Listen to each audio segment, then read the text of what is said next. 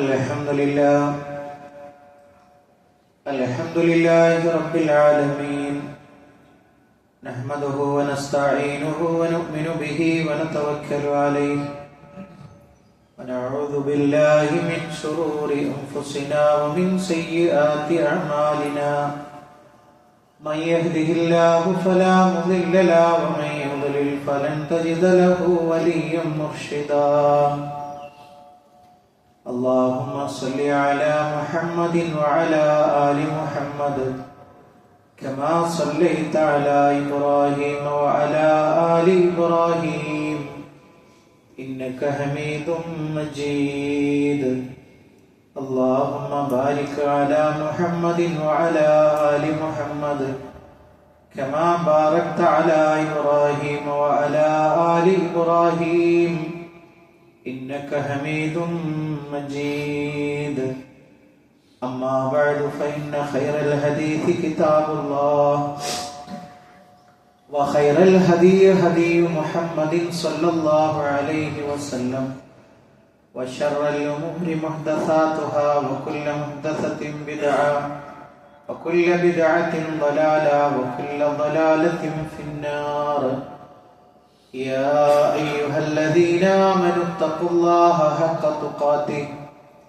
ولا تموتن إلا وأنتم مسلمون. സ്നേഹമുള്ള സത്യവിശ്വാസികളെ വിശ്വാസിനികളെ ലോകരക്ഷിതാവും പ്രപഞ്ചങ്ങളുടെ പരിപാലകനുമായ അല്ലാഹുവിന്റെ ആജ്ഞകളും നിർദ്ദേശങ്ങളും ജീവിതത്തിന്റെ എല്ലാ മേഖലകളിലും പാലിക്കണമെന്ന് ഉണർത്തുകയാണ്, ഓർമ്മപ്പെടുത്തുകയാണ്. റഹ്മാനായ റബ്ബ് നമ്മുടെ ഈ കൂടിച്ചേരൽ ഉഖ്റവിയായ ലോകത്ത് നന്മകൾ ലഭിക്കുന്ന അമലുകളിൽ ഉൾപ്പെടുത്തി അനുഗ്രഹിക്കുമാറാകട്ടെ. പ്രിയപ്പെട്ട സത്യവിശ്വാസികളെ, മഹാനായ റസൂലുള്ളാഹി സ്വല്ലല്ലാഹു അലൈഹി വസല്ലം നുബുവത്തിന്റെ ആദ്യ കാലഘട്ടങ്ങളിൽ അനുഭവിച്ചിട്ടുള്ള പ്രയാസങ്ങളും വിഷമതകളും എമ്പാടുമാണ്.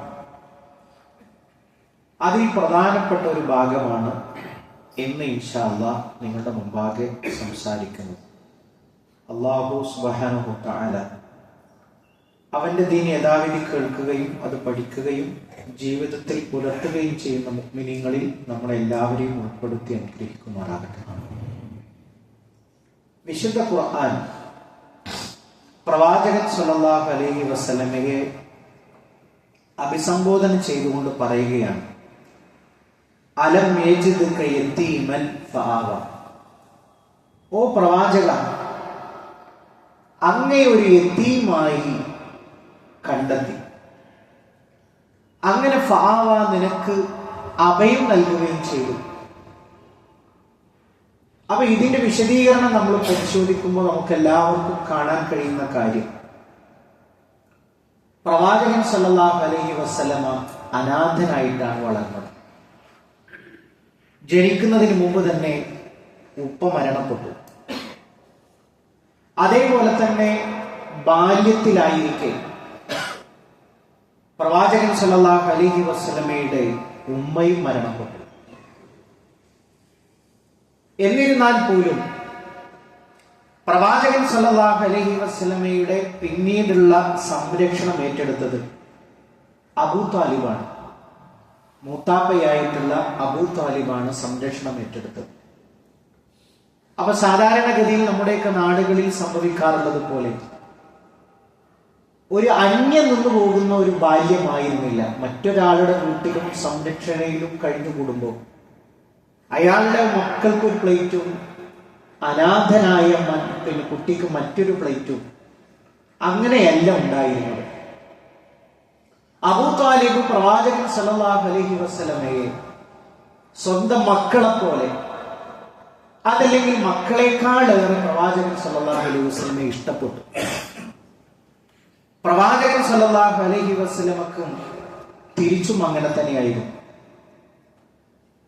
പ്രവാചകനെ സംബന്ധിച്ചിടത്തോളം ഉപ്പയില്ല, ഉമ്മയില്ല, ആ രണ്ട് ഇല്ലായ്മയും ഇല്ലാത്തൊരു സാഹചര്യം അബൂ താലിബാണ് അത് പരിഹരിച്ചിരുന്നത്. ഇവിടെ ഈ ഒരു ബന്ധത്തെക്കുറിച്ച് പറയാനുള്ള കാര്യം എന്താണെന്ന് ചോദിച്ചാൽ, മഹാനായ റസൂലുള്ളാഹി സ്വല്ലല്ലാഹു അലൈഹി വസല്ലമയെ 40-ാമത്തെ വയസ്സിൽ അല്ലാഹു സുബ്ഹാനഹു തആല നബിയായി തെരഞ്ഞെടുത്തു. അങ്ങനെ ആദ്യത്തെ സമയത്ത് പ്രവാചകൻ സല്ലല്ലാഹു അലൈഹി വസല്ലമയുടെ ഡ്യൂട്ടി എന്ന് പറയുന്നത് രഹസ്യമായി ഇസ്ലാം ജനങ്ങൾക്ക് പറഞ്ഞു കൊടുക്കുക എന്നുള്ളതായിരുന്നു. രഹസ്യമായി എന്ന് പറഞ്ഞാൽ സ്വന്തം കുടുംബങ്ങൾ അല്ലെങ്കിൽ തന്നെ ആശ്രയിച്ചിരിക്കുന്ന ആളുകൾ, സ്വന്തം ചെങ്ങാത്ത വലയം, അവിടെയൊക്കെയായിരുന്നു പ്രവാചകൻ സല്ലല്ലാഹു അലൈഹി വസല്ലമ ഈ സത്യം പറഞ്ഞു കൊടുത്തിരുന്നത്. എന്നാൽ അല്ലാഹു സുബ്ഹാനഹു തആല പറഞ്ഞു, ഇനി അത് പോരാ, നീ പറയുന്നത് ഉച്ചത്തിൽ പറയണം. ഉച്ചത്തിൽ പറയുക എന്ന് പറഞ്ഞാൽ ശബ്ദമുയർത്തി പറയുക എന്നതല്ല. പിന്നെയോ എല്ലാവരെയും നീ ഒരു ആദർശത്തിലേക്ക് ക്ഷണിക്കണം. നിന്റെ കുടുംബങ്ങളെ മാത്രമല്ല, നിങ്ങൾ അയൽപ്പക്കങ്ങളെ മാത്രമല്ല, നാട്ടിലുള്ള എല്ലാവരെയും നീ ഒരു തൗഹീദിലേക്ക് ക്ഷണിക്കണം എന്ന് പറഞ്ഞപ്പോ, ആ കൽപ്പന കിട്ടിയപ്പോ അല്ലാഹുവിന്റെ റസൂൽ സല്ലല്ലാഹു അലൈഹി വസല്ലം അത് അപ്പടി ചെയ്യാൻ ആരംഭിച്ചു. എവിടെയാണോ ജനങ്ങൾ കൂടുന്നത് അവിടെ അല്ലാഹുവിലേക്ക് ലാ ഇലാഹ ഇല്ലല്ലാഹ് എന്ന് പറയുന്നു. അപ്പൊ ഇത് പറയുമ്പോൾ നമ്മൾ ആരും സംശയിച്ചു പോകരുത്, അവർക്ക് അല്ലാഹു എന്ന് പറയുന്നതിനെ കുറിച്ച് അറിയില്ല എന്ന് ആരും ധരിച്ചു വശാകരുത്. നമ്മുടെ ഇന്നത്തെ മുസ്ലിമീങ്ങളിൽ ഉള്ളതുപോലെ അന്നത്തെ മക്കാ മുശ്രിക്കുകളുടെ വിശ്വാസം അതായിരുന്നു. ആരാണ് ആകാശഭൂമികളെ പടച്ചത്? അവര് പറയും അള്ളയാണ്. ആരാണ് മഴ തരുന്നത്? അത് അള്ളാഹുവാണ് എന്നാണ് മറുപടി. പിന്നെ എവിടെയാണ് മുഹമ്മദ് മുസ്തഫ സല്ലല്ലാഹു അലൈഹി വസല്ലമ സ്വർഗത്തിലേക്കും മക്കയിലെ മുശ്രിക്കുകൾ നരകത്തിലേക്കും വഴിമാറുന്ന ടേണിംഗ് പോയിന്റ് എവിടെയാണ്? രണ്ടുപേരും രണ്ടു വഴിക്കാകുന്ന പോയിന്റ് എവിടെയാണ് എന്നുള്ളത് നമ്മൾ കൃത്യമായി മനസ്സിലാക്കണം. അത് മനസ്സിലാക്കുമ്പോഴാണ് നമ്മുടെ ആദർശത്തിന്റെ മഹത്വം നമുക്ക് മനസ്സിലാവുക. അവർക്ക് അള്ളാഹു ഉണ്ട്, അവർ നിരീശ്വരവാദികളല്ല എന്നുള്ളത് ഒന്നാമത് നമ്മൾ മനസ്സിലാക്കണം. അള്ളാഹു ഉണ്ട് എന്ന് വിശ്വസിച്ച ആളുകളായിരുന്നു. അവര് ഹജ്ജ് ചെയ്തിരുന്നു, അറവ് നടത്തിയിരുന്നു, അവർക്ക് നിസ്കാരം ഉണ്ടായിരുന്നു. ഇതൊക്കെ ഖുർആനിൽ നമുക്ക് കാണാൻ കഴിയും. പിന്നെ എന്തായിരുന്നു അവരുടെ പ്രത്യേകത? മഹാനായ റസൂലുള്ളാഹി സ്വല്ലല്ലാഹു അലൈഹി വസല്ലം ലാ ഇലാഹ ഇല്ലല്ലാഹ് എന്ന് പറഞ്ഞപ്പോൾ ഒരു ലളിതമായ മറുപടിയിൽ നമുക്ക് മനസ്സിലാക്കാൻ കഴിയും. അവര് തിരിച്ചു ചോദിച്ചു, അജഅലൽ ആലിഹത ഇലാഹൻ വാഹിദ? മുഹമ്മദ് നബിയെ, നീ എല്ലാ ഇലാഹുകളെയും ഒറ്റ ഇലാഹാക്കുകയാണോ ചെയ്തത്? അവർക്ക് ലാത്തയുണ്ട്, ഉസ്സയുണ്ട്, മനാത്തയുണ്ട്, ഹുബുലുൽ അലയുണ്ട്. ഇവരെ എല്ലാവരെയും കൂട്ടി അല്ല മാത്രം മതി എന്ന് മാത്രമാണോ നിന്റെ വാദം? ഇത് വളരെ വിചിത്രമായൊരു വാദം തന്നെ. അതേപോലെ തന്നെ അവരുടെ വിശ്വാസം എന്തായിരുന്നു? ഇവരൊന്നും ഇല്ലാതെ നമുക്ക് അള്ളാഹുവിലേക്ക് എത്താൻ കഴിയില്ല. ഹൗലായി ശുഫാഉനാ ഇൻദല്ലാഹ്. ഇവരെല്ലാവരും അള്ളാഹുവിലേക്ക് നമ്മളെ റെക്കമെൻഡ് ചെയ്യുന്ന ആളുകളാണ് എന്നാണ് ഒരു വിശ്വാസം. നമുക്ക് നേരിട്ട് അള്ളാഹുവിലേക്ക് എത്താൻ കഴിയില്ല, ഇടയാളന്മാരുമാണ്. അതല്ലേ പ്രിയപ്പെട്ടവരെ ഇന്നത്തെ നമ്മുടെ മുസ്ലിമീങ്ങളുടെ ബഹുഭൂരിഭാഗം ആളുകളുടെയും വിശ്വാസം. പ്രവാചകൻ സല്ലല്ലാഹു അലൈഹി വസല്ലം പറഞ്ഞു, ഖുൽ ഇന്നമാ അദ്ഉ റബ്ബി വലാ ഉശ്രികു ബിഹി അഹദ. ഞാൻ എൻ്റെ റബ്ബിനോട് മാത്രമേ ദുആ ചെയ്യുകയുള്ളൂ, അവനോട് ഒന്നിനെയും, ഒരു ലാത്തയും വേണ്ട അവനിലേക്ക് എടുക്കാൻ, ഒരു ഉസ്സയും വേണ്ട, ഒരു മനാത്തയും വേണ്ട, അള്ളാഹുവിനോട് മാത്രമേ ഞാൻ പ്രാർത്ഥിക്കുകയുള്ളൂ എന്ന് ആര് പ്രഖ്യാപിച്ചു? ഹബീബായ റസൂലുള്ളാഹി സ്വല്ലല്ലാഹു അലൈഹി വസല്ലം പ്രഖ്യാപിച്ചു. ഇത് പ്രഖ്യാപിച്ചപ്പോ അവരെ വല്ലാതെ അതങ്ങോട്ട് പ്രകോപിപ്പിച്ചു. മക്കയിലെ മുശ്രിക്കുകളായ ആളുകൾ പറഞ്ഞു, ഞങ്ങളുടെ ഇലാഹുകളെ ചീത്ത പറയുന്ന, വാപ്പകാരണവന്മാരുടെ ആദർശത്തെ തള്ളിപ്പറയുന്ന ഇതിനെങ്ങനെ കൈകാര്യം ചെയ്യാതെ വിട്ടാൽ പറ്റില്ല. അവര് പല വിദ്യകളും നോക്കി ഇതിനെ തടയിടാൻ വേണ്ടി. അങ്ങനെ ഒരു ഉപായം അവർ കണ്ടെത്തി. എന്താ കണ്ടെത്തിയത്? അവര് കണ്ടെത്തിയ ഉപായം എന്ന് പറയുന്നത്, മഹാനായ റസൂലുള്ളാഹി സ്വല്ലല്ലാഹു അലൈഹി വസല്ലം ആരാണ്? ഖുറൈശിയാണ്. ഖുറൈശി ഗോത്രത്തിൽപ്പെട്ട ആളാണ്. അന്നത്തെ അവിടുത്തെ നാടിന്റെ ഒരു പശ്ചാത്തലം എന്ന് പറയുന്നത്, ഒരു ഗോത്രത്തിൽ കയറിയിട്ട് ഒരാൾക്ക് പെട്ടെന്നൊന്നും ചെയ്യാൻ കഴിയില്ല. അങ്ങനെ സംഭവിച്ചാൽ ആ ഗോത്രം ഒന്നിച്ചാണ്, അത് ഹൈറാവട്ടെ ഷർറാവട്ടെ, ഒന്നിച്ചാണ് പ്രതികാരം എടുക്കുക. അപ്പൊ അബൂ താലിബിനെ സംബന്ധിച്ചിടത്തോളം പ്രവാചകൻ സല്ലല്ലാഹു അലൈഹി വസല്ലമയുടെ സംരക്ഷകൻ എന്നതിനേക്കാൾ ഉപരിയായിട്ട് ഖുറൈശികളിലെ ഒരു 10ഓളം വരുന്ന കബീലകൾ ചേർന്നതാണ് ഖുറൈശി ഗോത്രം എന്ന് പറയുന്നത്. അപ്പോ അവരിലെ പ്രധാനിയാണ്. അപ്പൊ ഒരിക്കലും മുഹമ്മദ് നബി സല്ലല്ലാഹു അലൈഹി വസല്ലമയെ എന്തെങ്കിലും ചെയ്താൽ ഖുറൈശികൾ ഒറ്റക്കെട്ടായിട്ട് മാറും. അപ്പൊ അതിനവർ കണ്ട ഒരു വഴി എന്ന് പറയുന്നത് സംരക്ഷണം നൽകുന്ന അബൂ താലിബിനോട് ചെന്ന് പറയുക. അങ്ങനെ അവരൊരു ടീം ആളുകൾ ചെന്നിട്ട് ആരെ സമീപിച്ചു? അബൂ താലിബിനെ സമീപിച്ചു. നമുക്കറിയാം, മരണം വരെ ഹബീബായ റസൂലുള്ളാഹി സ്വല്ലല്ലാഹു അലൈഹി വസല്ലം അടുത്തു നിന്നിട്ട് പൊന്നു മൂത്താപ്പ ചൊല്ലി ലാ ഇലാഹ ഇല്ലല്ലാഹ് എന്ന് പറഞ്ഞിട്ട് പോലും ചൊല്ലാതെയാണ് ആര് മരണപ്പെട്ടത്? അബൂ താലിബ് മരണപ്പെട്ടത്. ചുരുക്കി പറഞ്ഞാൽ അള്ളാഹുവിന്റെ റസൂൽ സല്ലല്ലാഹു അലൈഹി വസല്ലമക്ക് എല്ലാ നിലക്കും താങ്ങും തണലുമായ വ്യക്തിയായിരുന്നിട്ട് പോലും അള്ളാഹു ഹിദായത്ത് കൊടുത്തില്ല എന്നുള്ളത് ചുരുക്കം. അങ്ങനെ ഈ ടീം ചെന്നിട്ട് അബൂ താലിബിനോട് പറയാം, നിങ്ങളുടെ മകനുണ്ടല്ലോ, മകൻ എന്ന് പറഞ്ഞാൽ അനുജന്റെ പുത്രനാണ്, അബ്ദുള്ള എന്ന് പറയുന്ന സ്വന്തം അനുജന്റെ പുത്രനാണ് ആര്? മുഹമ്മദ് മുസ്തഫ സല്ലല്ലാഹു അലൈഹി വസല്ലം. പറഞ്ഞു കൊടുക്കണം, നിങ്ങളുടെ മകനുണ്ടല്ലോ ഞങ്ങളുടെ ഇലാഹുകളെ ചീത്ത പറയുന്നു, ഞങ്ങളുടെ വാപ്പകാരണവന്മാരായി പുലർത്തി വരുന്ന ആദർശത്തെ തെറി പറയുന്നു. എന്താ തെറി പറയുന്നത്? നിങ്ങളുടെ വാപ്പകാരണവന്മാർ ചെയ്തിരുന്നത് എന്താണ്? എന്തെങ്കിലും അപകടങ്ങൾ വരുമ്പോ, ദുരിതങ്ങൾ വരുമ്പോ ലാത്തയെ രക്ഷിക്കണേ, ഉസ്സയെ രക്ഷിക്കണേ, ഇബ്രാഹിം നബിയെ കാക്കണേ എന്നാണ് പ്രാർത്ഥിച്ചത്. അത് പാടില്ല. ലാ ഇലാഹ ഇല്ലല്ലാഹ് എന്ന് മാത്രമേ വിളിച്ച് പ്രാർത്ഥിക്കാവൂ എന്നതാണ് പറഞ്ഞ കുറ്റം. എന്നിട്ട് പറയണെന്ത്? നിങ്ങൾ അവനെ ഒതുക്കണം, നിങ്ങൾ അവനെ ഒതുക്കിയിട്ടില്ലെങ്കിൽ ഞങ്ങൾ പിന്നീട് കൈകാര്യം ചെയ്യും, അങ്ങനത്തെ ഒരു സാഹചര്യം നിങ്ങൾ ഉണ്ടാക്കരുത് എന്ന് പറഞ്ഞിട്ടാണ് അവർ ഒന്നാമത്തെ തവണ ആരെ കാണുന്നത്? അബൂ താലിബിനെ കാണുന്നത്. അപ്പൊ അബൂ താലിബ് നേതാവാണ്. ഇതുവരെയും അദ്ദേഹത്തിന്റെ നേതൃത്വത്തെ ഒരാളും ചോദ്യം ചെയ്തിട്ടില്ല. അപ്പൊ പറഞ്ഞു, നമുക്ക് ശരിയാക്കാം, നമുക്ക് വഴി ഉണ്ടാക്കാം, നിങ്ങൾ അങ്ങനെ പ്രകോപിതരാവണ്ട, ശരിയാക്കാൻ ഞാൻ എന്റെ മകനോട് പറയാം. അബൂ താലിബ് അത് നിസ്സാരമായി കളഞ്ഞു. അത് കുഴപ്പമില്ല, അതങ്ങൾ ശരിയായിക്കൊള്ളുന്ന നിലക്ക് അതിൽ യാതൊരു നടപടിയും എടുത്തില്ല. എന്നാൽ മഹാനായ റസൂലുള്ളാഹി സ്വല്ലല്ലാഹു അലൈഹി വസല്ലമക്ക് അനുദിനം മെമ്പർമാർ കൂടുകയാണ്. കൂടുതൽ ആളുകളും വരുന്നത് എവിടെ നിന്നാണ്? പാവപ്പെട്ടവരായ മിസ്കിന്മാരായ ആളുകളാണ് പ്രവാചകൻ സ്വല്ലല്ലാഹു അലൈഹി വസല്ലമയിലേക്ക് ആകൃഷ്ടരായിട്ട് വരുന്നത്. അപ്പൊ വീണ്ടും അവരെന്ത് ചെയ്യാണ്? രണ്ടാം തവണയും അബൂ താലിബിനെ കാണുകയാണ്.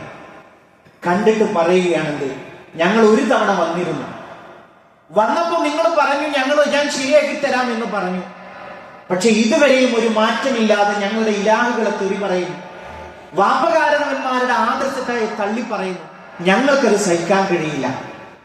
അതുകൊണ്ട് ഇനി താങ്കൾ ഇതൊരു നടപടി എടുത്തിട്ടില്ലെങ്കിൽ മക്കയിലെ മുഴുവൻ ആളുകളും ഒരു ഭാഗത്തും നിങ്ങൾ ഒരു ഭാഗത്തുമായിട്ട് രണ്ടാലൊരു കക്ഷി ജയിക്കുന്നത് വരെ, ആരെങ്കിലും ഒരാൾ ജയിക്കുന്നത് വരെ നിങ്ങളോട് ഞങ്ങൾ യുദ്ധത്തിൽ ഏർപ്പെടാൻ വേണ്ടി തീരുമാനിച്ചിരിക്കുകയാണ്. ഇതാണ് തീരുമാനം. അപ്പൊ ഇത് കുറച്ചുകൂടി ഗൗരവമുള്ള വിഷയമാണ്. അബൂ താലിബ് എന്ത് ചെയ്തു? അള്ളാഹുവിന്റെ ഹബീബ് സല്ലല്ലാഹു അലൈഹി വസല്ലമയെ ആളയച്ചു വരുത്തി. എന്നിട്ട് പറഞ്ഞു, യാ ഇബ്ന അഖി, എന്റെ പൊന്നു മോനെ, നീ എന്ത് ചെയ്യരുത്, ഉപ്പാനെ എന്ത് ചെയ്യരുത്, ഉപ്പ എന്ന് പറഞ്ഞാൽ മൂത്താപ്പയാണ്, കൂടുതൽ പ്രയാസത്തിലാക്കരുത്, എനിക്ക് താങ്ങാവുന്നതിലപ്പുറമുള്ള ഭാരം എന്നെ കൊണ്ട് വഹിപ്പിക്കരുത്. അള്ളാഹുവിന്റെ ഹബീബ് സല്ലല്ലാഹു അലൈഹി വസല്ലമക്ക് സങ്കടമായി. മൂത്താപ്പ ഇതുവരെ ഇങ്ങനത്തെ ഒരു വർത്തമാനം പറഞ്ഞിട്ടില്ല. ഒരു വേള പ്രവാചകൻ സല്ലല്ലാഹു അലൈഹി വസല്ലം ചിന്തിച്ചുപോയി, മൂത്താപ്പയുടെ സംരക്ഷണം കൈയൊഴിയുകയാണോ? താൻ ഇതുവരെ ചെയ്തിരുന്ന ആദർശത്തിൽ നിന്ന് പുറകോട്ട് പോകാൻ കഴിയോ? നുബുവത്തിൽ നിന്ന് പിന്മാറാൻ കഴിയോ? ഒരു നിലക്കും അത് പാടില്ല തന്നെ. ചെയ്യുകയുമില്ല പ്രവാചകൻ. മൂത്താപ്പയോട് പറഞ്ഞു, പൊന്നു മൂത്താപ്പ, അവരെന്റെ ഒരു കയ്യിൽ സൂര്യനും മറ്റൊരു കയ്യിൽ ചന്ദ്രനും ഏൽപ്പിച്ചാൽ പോലും അള്ളാഹു ഇതിലൊരു തീരുമാനം വരുത്തുന്നത് വരെ ഞാൻ ഇതിൽ നിന്ന് പിന്മാറുകയില്ല. പ്രവാചകൻ സല്ലല്ലാഹു അലൈഹി വസല്ലം ഇത് പറഞ്ഞിട്ട് അവിടെ നിന്നുകൊണ്ട് കരഞ്ഞിട്ട് അവിടെ നിന്ന് പുറത്തിറങ്ങിയപ്പോ അബൂ ത്വാലിബിന് സഹിക്കാൻ കഴിഞ്ഞില്ല. കാരണം അത്രമേൽ അവർക്ക് സ്നേഹബന്ധമുണ്ട് അവരുടെ മനസ്സുകൾ തമ്മിൽ. സ്വന്തം അനുജന്റെ മകനായിട്ട് പോലും സ്വന്തം മക്കളെ പോലെയാണ് മുഹമ്മദ് നബി സല്ലല്ലാഹു അലൈഹി വസല്ലം വളർത്തുന്നത്.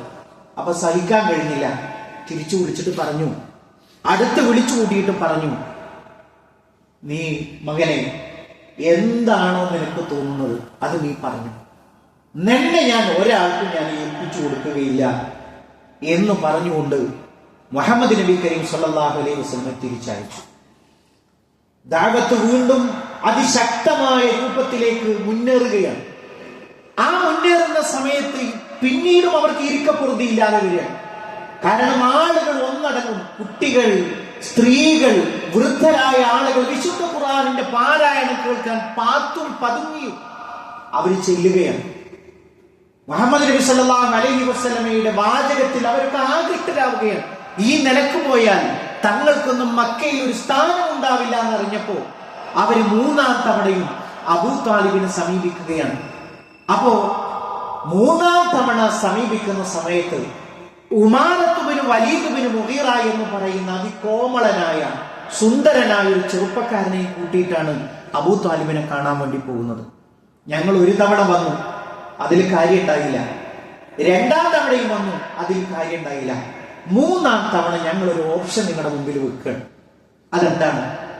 നിങ്ങൾക്കതായി വളർത്താൻ സുന്ദരനും കോമളനുമായിട്ടുള്ള തറവാടിയായിട്ടുള്ള ഈ ഉമാറയെ ഞങ്ങൾ നിങ്ങൾക്ക് തരാം. നിങ്ങൾ എന്ത് ചെയ്യുക?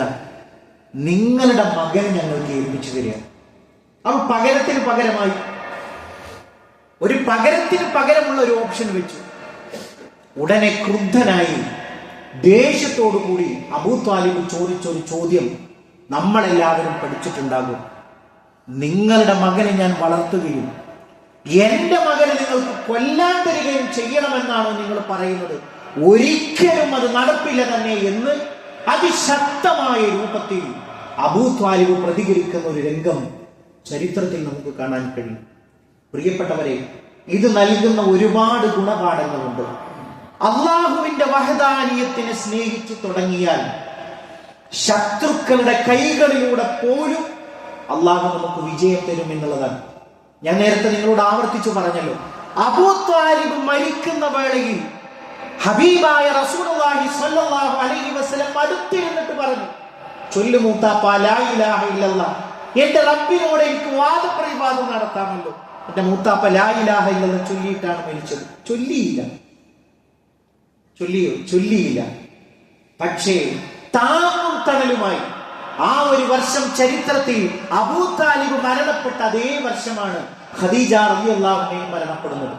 പണ്ഡിതന്മാർ രേഖപ്പെടുത്തുന്നത് ആമുൽ ഹുസ്നി എന്നുള്ള ദുഃഖവർഷം എന്നുള്ളതാണ്. പ്രിയപ്പെട്ടവരെ, തൗഹീദിന്റെ ഒരു പ്രത്യേകതയാണത്. അള്ളാഹനെ നമ്മൾ ഇഷ്ടപ്പെട്ടു തുടങ്ങിയാൽ അള്ളാഹ് നമ്മളെ വെടിയുകയില്ല, നമ്മളെ ഒറ്റപ്പെടുത്തുകയില്ല. അലം യജിദുക യതീമൻ ഫആവ, നമ്മുടെ മനസ്സിൽ കുത്തിവെക്കേണ്ടുന്ന ഒരു ആയത്ത്. ജനിക്കുമ്പോൾ അനാഥനായി പറഞ്ഞ മുഹമ്മദ് മുസ്തഫ സല്ലല്ലാഹു അലൈഹി വസല്ലം ബാല്യത്തിൽ അനാഥത്വം പൂർണ്ണമായി. പക്ഷേ അല്ലാഹു സുബ്ഹാനഹു തആല സുരക്ഷിതമായ കൈകളെ കൊണ്ട് മഹാനായ റസൂലുള്ളാഹി സ്വല്ലല്ലാഹു അലൈഹി വസല്ലമയെ വലയം തീർക്കുന്ന അതിസുന്ദരമായ ഒരു കാഴ്ച നമ്മോട് പറയുന്നത്, നിങ്ങൾ തയ്യാറുണ്ടോ? അലൈസല്ലാഹു ബികാഫിൻ അബ്ദ, അടിമക്ക് അല്ലാഹ് പോരേ എന്ന് പറയാൻ നിങ്ങൾ റെഡിയുണ്ടോ എന്നുള്ള ഈ ഒരു ചോദ്യം നമ്മൾ നെഞ്ചേറ്റുക, അതിന്റെ വാഹകരായിട്ട് മാറുക, അതിന്റെ പ്രബോധകരായിട്ട് മാറുക. റഹ്മാനായ റബ്ബ് നമ്മൾ അനുഗ്രഹിക്കുമാറാകട്ടെ.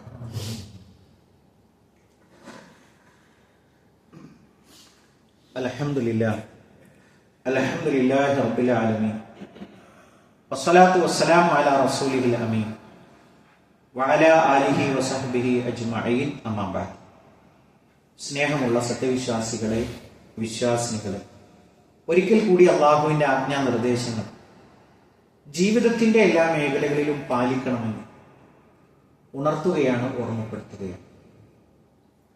പ്രിയപ്പെട്ട സത്യവിശ്വാസികൾ, ഈ അടുത്ത കാലങ്ങളിലായി സോഷ്യൽ മീഡിയകളിൽ സജീവമായി നിലനിൽക്കുന്ന ഒരു വാർത്തയാണ്. ഒരു ജില്ലയിലെ പ്രസിദ്ധമായ ഒരു മക്കാമിൽ നിന്ന് ആ മക്കാമിലെ നേർച്ചപ്പെട്ടി മോഷ്ടിക്കപ്പെട്ടു. അങ്ങനെ മോഷ്ടിച്ചപ്പോൾ കമ്മിറ്റി പോയി പോലീസ് സ്റ്റേഷനിൽ കംപ്ലൈന്റ് കൊടുത്തു, മോഷ്ടാവിനെ പിടികൂടി.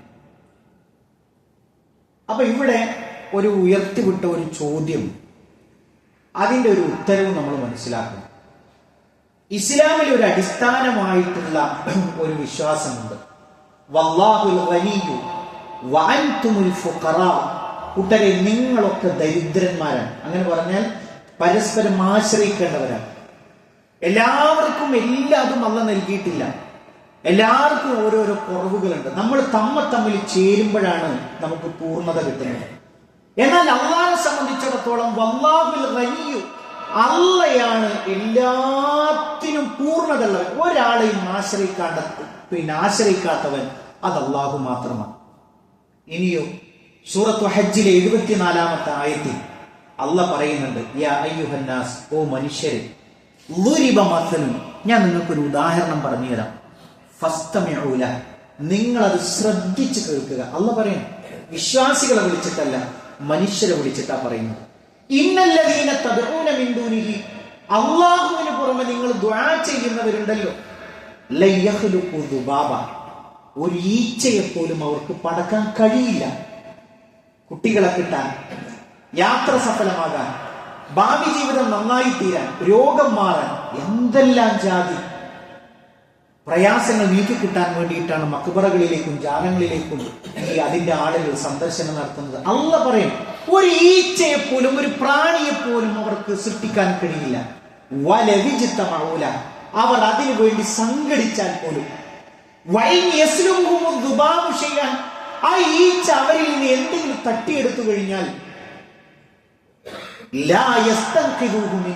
അതിൽ നിന്ന്, ആ ഈച്ചയിൽ നിന്ന് അത് രക്ഷപ്പെടുത്തി കൊണ്ടുവരാനും ഈ ആൾക്കാർക്ക് കഴിവില്ല.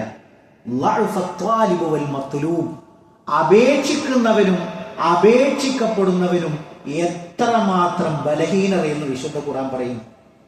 ഒരു കാലിൽ മന്തുള്ള ആള് 2 കാലിൽ മന്തുള്ള ഒരാളോട് പറയണം, എന്റെ കാലിലെ മന്തൊന്ന് മാറ്റിത്തരുമോ എന്ന് ചോദിക്കുന്ന അത്രയും പരിഹാസ്യമാണ് ഈ ഒരു ഏർപ്പാട് അല്ലാഹു അല്ലാത്തവരോട് ദുആ ചെയ്യുന്നതെന്ന് പറയുമ്പോൾ.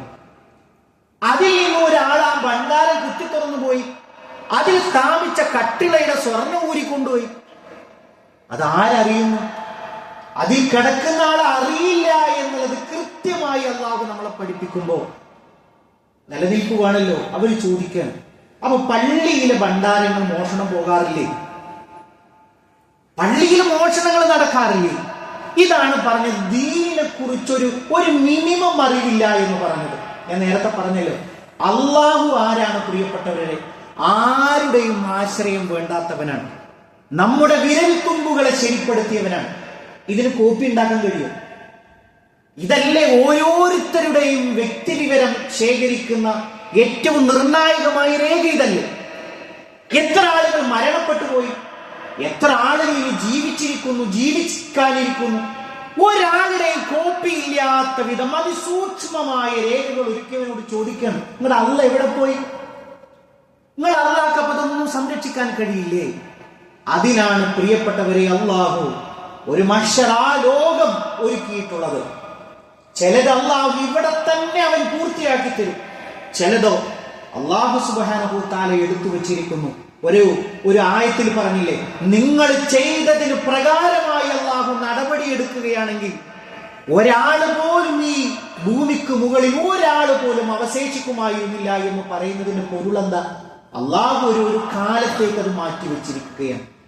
അതുകൊണ്ട് തന്നെ പ്രിയപ്പെട്ടവരെ, അല്ലാഹു അല്ലാത്തവരോട് ദുആ ചെയ്യുന്നത്, ഖബറുകളിലും മഖാമുകളിലും പോയി സഹായം ചോദിക്കുന്നത്, അത് വഴികേടാണ്, തികഞ്ഞ അബദ്ധമാണ്.